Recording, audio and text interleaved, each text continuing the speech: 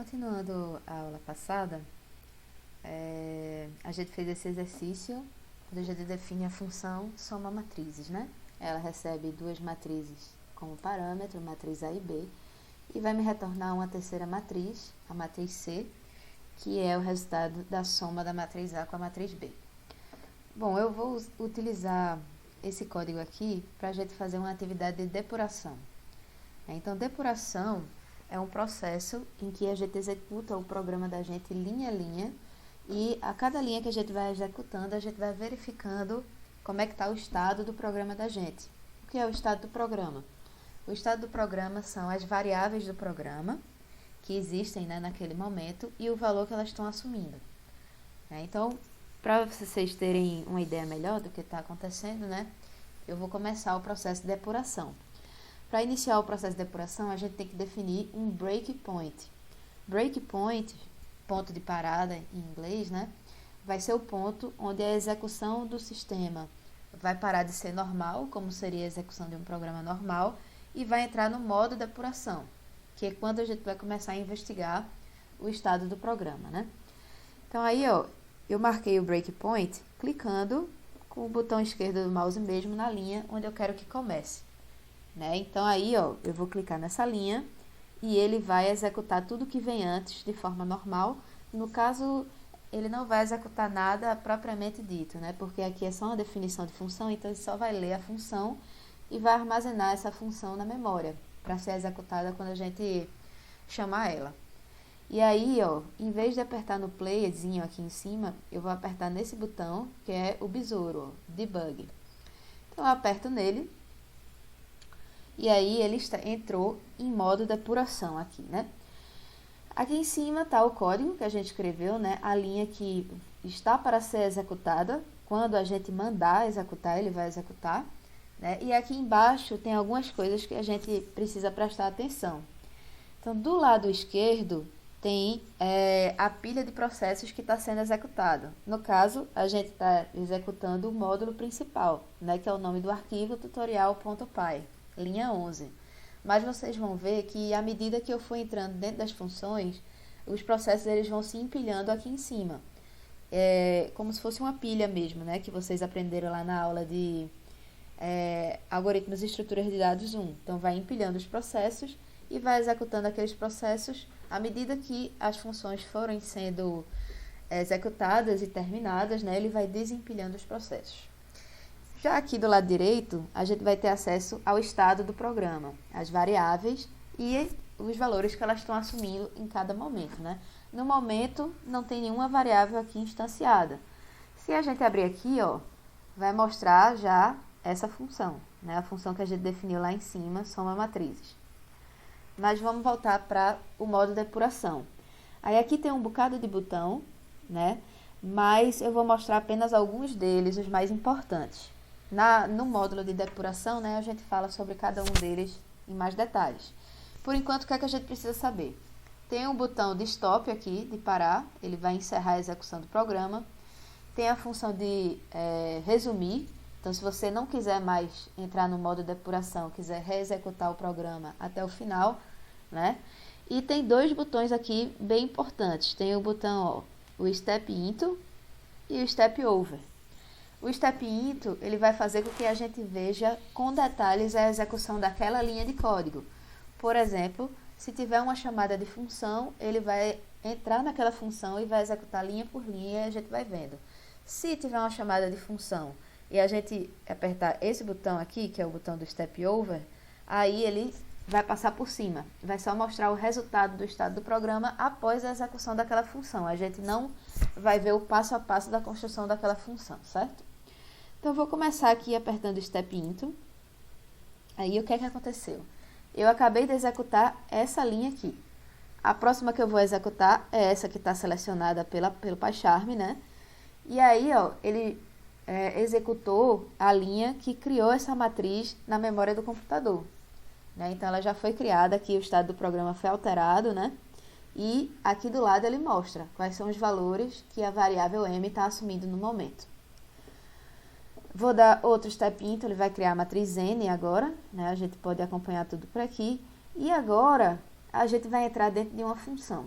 né? Então, quando eu apertar o step into, o fluxo de execução do programa vai ser desviado para dentro da função. E aí, ó, percebam aqui que o processo vai ser empilhado em cima do processo principal. Então, vou apertar step into, ele foi para a primeira linha dentro da função e, ó, o processo aqui está empilhado. Então, ó, a gente aqui está dentro do universo, digamos assim, do escopo da matriz, da função soma matrizes. Né? Então, percebam que aqui não existe MN, existe A e B. Né? Então, a gente vai ver por quê daqui a pouco. Né? Só vamos perceber o que está acontecendo. Né? Só que o valor de A é igual ao valor de M e o valor de B é igual ao valor de N, né? Que a gente passou lá como parâmetros. Vou criar a variável C, que é uma lista vazia. Agora eu vou criar a variável L, ó, que é um inteiro, começou com 0, né? Tá valendo 0 nesse momento. Vou criar a linha, que é uma lista vazia. O segundo for, o for aninhado, né? O meu I agora é 0. E agora, ó, vou criar meu primeiro elemento, que vai ser a soma de 1 com 5. Né? O primeiro elemento aqui de A com o primeiro elemento de B. Vai dar 6, eu guardei dentro de elemento e vou guardar esse elemento dentro de linha. Aqui nessa linha, né? de comando. E aí eu vou fazendo isso com cada um dos elementos, né? Vocês viram que encerrou a execução desse for aqui de dentro, né? Eu vou ter a minha linha composta com 6 e 8, que é exatamente a soma de 1 com 5 e 2 com 6. E agora eu vou colocar essa linha dentro da minha matriz C. Então, aqui minha matriz C já está com a sua primeira linha. Vou fazer a mesma coisa para a segunda linha, né? Então, vejam que à medida que eu for clicando, os valores do estado do programa estão sendo modificados aí na janelinha, né? A gente pode acompanhar direitinho o que é que está acontecendo. E aí, por último, ele vai me retornar a matriz C. E aí, ó, quando a gente der o step into, P vai assumir o valor de lá dentro, né? Que a gente chamou de C. Então, o valor de C foi copiado para P, mais ou menos assim. A gente vai falar melhor.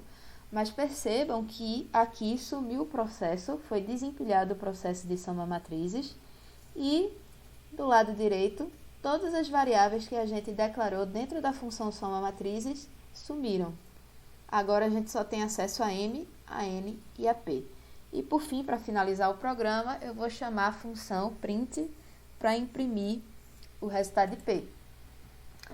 Aqui no console, né, a gente vê o resultado. Ok, gente? Então, por que foi, né? O que foi que aconteceu aqui? A gente tinha algumas variáveis, quando a gente entrou dentro da função, outras variáveis apareceram, quando a gente saiu, elas sumiram, né? Então, o que foi que aconteceu? Isso tudo aconteceu, né, por conta do escopo das variáveis, né? O escopo da variável nada mais é do que a área do programa onde a variável pode ser referenciada. Certo? Então, as variáveis, elas podem assumir diferentes níveis de escopo, dependendo de onde elas forem declaradas pela primeira vez. E aí existem dois níveis de escopo, o escopo global e o escopo local. Variáveis que são declaradas fora das funções, elas podem ser referenciadas por todas as funções do programa abaixo do ponto onde foram declaradas.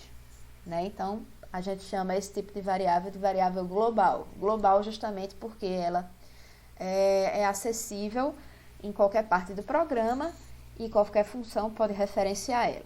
Né? Então, ela existe e persiste na memória do computador durante toda a execução do programa. Já variáveis que são declaradas dentro de uma função, que é o caso daquelas variáveis lá C, L, I, né, todas as variáveis que a gente declarou dentro de soma matrizes, elas só podem ser referenciadas dentro daquela função. E por isso são chamadas de variáveis locais. Né? E os parâmetros de uma função, elas se comportam como se fossem variáveis locais, possuindo escopo local. Então, falando um pouquinho mais das variáveis globais. Então, elas existem durante todo o ciclo de vida do programa, ocupando memória. Elas são declaradas uma única vez e tem essa vantagem, né? Parece ser uma variável poderosa, né? Porque você vai poder utilizar esse recurso ao longo de todo o programa, não vai precisar se preocupar de copiar o valor dela em outro lugar, por exemplo, né? Mas deve-se evitar o uso abusivo de variáveis globais, né? Por dois motivos bem importantes.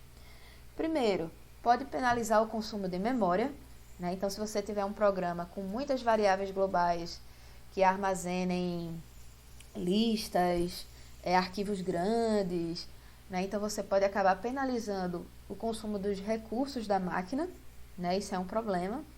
E segundo, talvez até mais importante, né?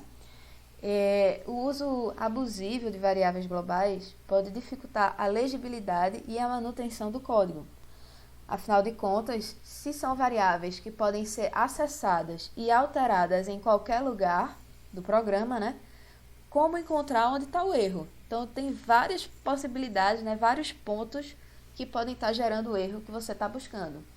Justamente por ser uma variável global. Se fosse uma variável local, você teria um escopo delimitado e também uma região muito menor de código que pode estar gerando erro, né?